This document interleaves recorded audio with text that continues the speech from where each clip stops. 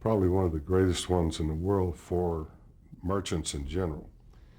In the beginning, Walt Disney believed that he controlled the merchandise because he was already merchandising in Europe. I don't know about any other place, very successfully. And it was interesting, when I was signed up to do the part, I asked for participation in the merchandise.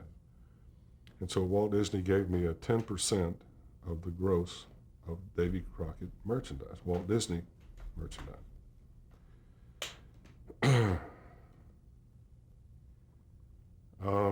It gave me a lot of interest in meeting and expending the energy of doing what I described earlier of the tours, day in and day out. I thought I was also working for myself. A couple of things occurred that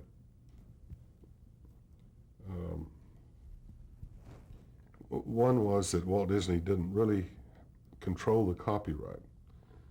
There was an overall manufacturer in New Jersey who had the Davy Crockett copyright.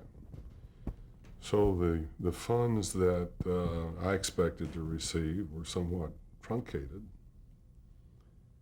And then when my contract that I referred to was rewritten, certain other elements were given up in the negotiation that had long-range repercussions, because music royalties and other things were dealt out for the immediate salary. So to share just a little thing, because this is for the purpose you're talking about, I really appreciated Walt Disney's generosity in giving me that 10%. So I expressed my appreciation. I talked about it, and it became public knowledge. Well, actually, when I left the studio, my credentials as a wealthy person was pretty well established, when in fact, it was not a fact. But you're not an actor for nothing.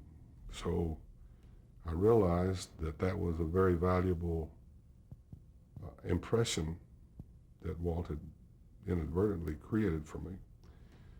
And so it gave me a lot of entree when I wanted to talk about some business circumstance that began,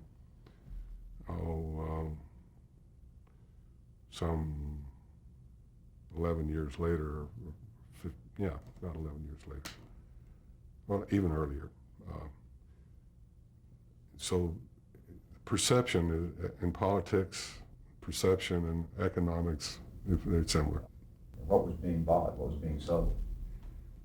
I don't think there was very few items that escaped being commercialized, from draperies, bedding, lunch boxes, all kinds of toys related to the rifles and the fort and the coonskin caps.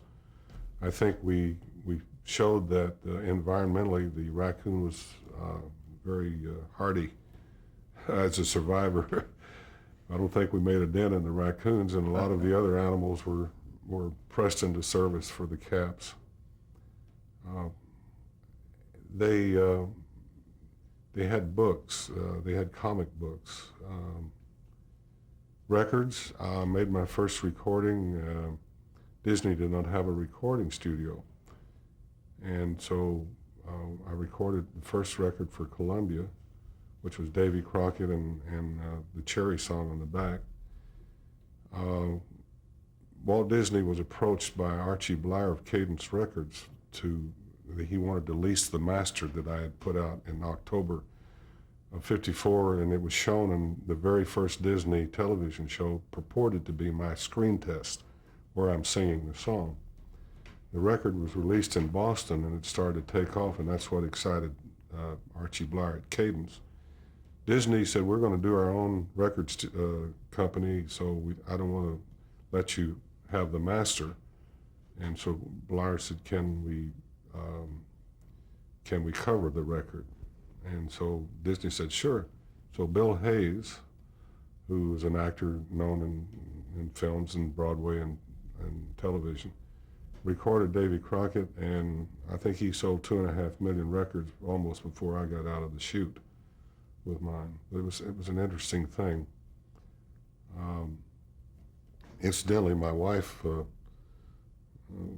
was a singer, and when I met her, she was singing at the Townhouse Hotel in Los Angeles, and I brought Davy Crockett home to my apartment and invited her over, and I was rehearsing it, and I said, what do you think of this song? And she listened, and she said, I think it stinks.